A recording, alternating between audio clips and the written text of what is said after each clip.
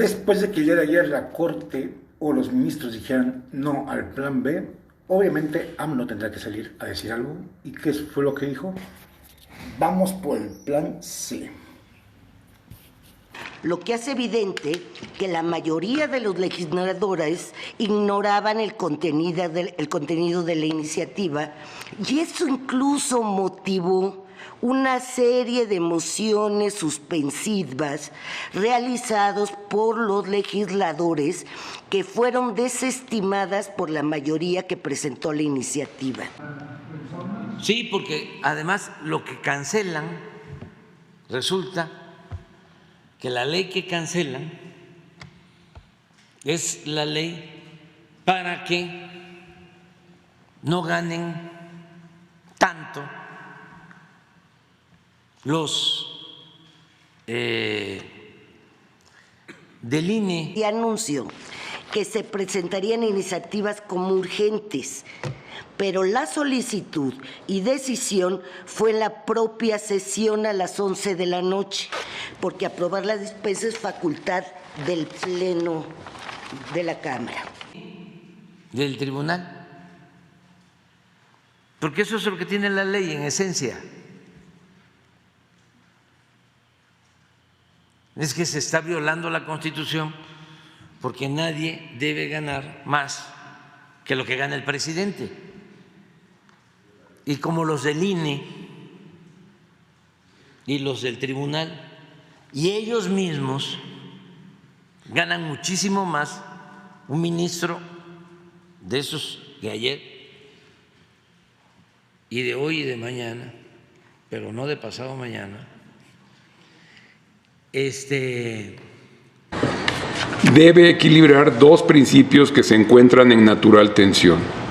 Por un lado, el de economía procesal, que apunta a la necesidad de no reponer innecesariamente etapas procedimentales cuando ello pudiera no tener como resultado un cambio sustancial de la voluntad parlamentaria, y por el contrario, un principio de equidad en la deliberación parlamentaria, que apunta a la necesidad de no considerar automáticamente como irrelevantes todas las infracciones procedimentales que se produzcan en una tramitación parlamentaria.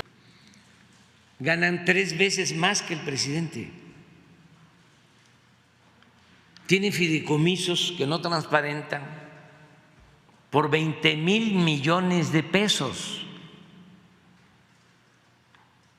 Vamos a ver, ahora que se apruebe el presupuesto para el año próximo, la Cámara de Diputados tiene facultad exclusiva de aprobar el presupuesto. A ver qué va a hacer la Cámara de Diputados. Si van a seguir manejando sin transparencia de esos 20,000 millones de pesos. Está muy bien el debate. Qué bueno que todo esto está saliendo a flote, porque permite seguir limpiando,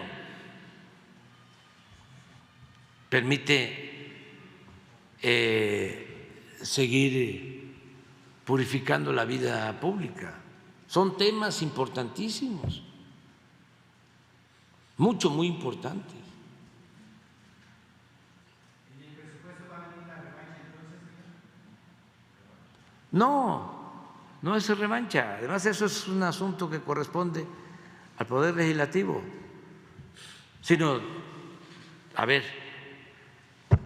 ¿qué va a suceder con los 20,000 millones de pesos que tienen en fideicomisos en el Poder Judicial, violando la Constitución?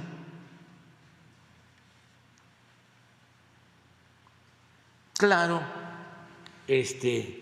pues tienen el apoyo, y ese es su error, que creen que como les apoya tu periódico, y casi todos, les aplauden, ¿no? Creen que eso es el sentimiento del pueblo. Se olvidan que los medios de información, la mayoría, no todos, están hechos para manipular y para el regodeo de la llamada sociedad política, de la élite del poder. Pero eso ya no existe. Nada más que les cuesta mucho trabajo entender la nueva realidad. No se adaptan. Quieren seguir pensando igual que antes o actuando igual que antes.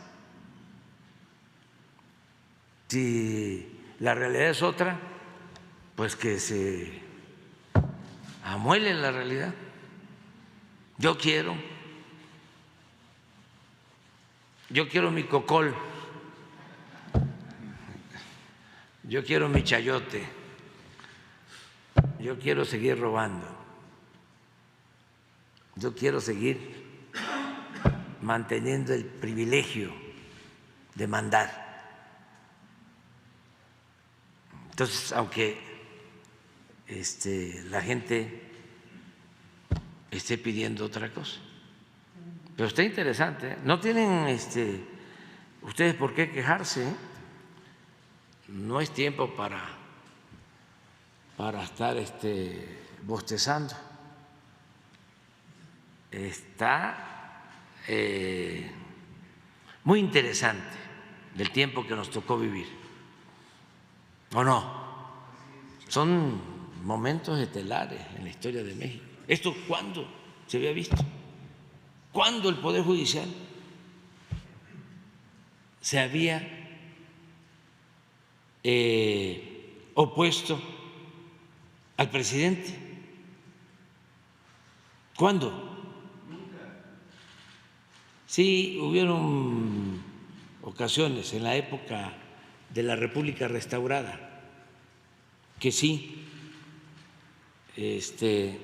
los ministros del Poder Judicial tenían la arrogancia de sentirse libre por defender causas justas. Pero ahora es la defensa de intereses. Pero los gobiernos posrevolucionarios, bueno, desde Porfirio Díaz, eran empleados del presidente. Por eso celebremos lo que estamos viviendo ahora. Es interesantísimo. Y en plena libertad, en completa libertad. No se reprime a nadie, hay libertad de expresión,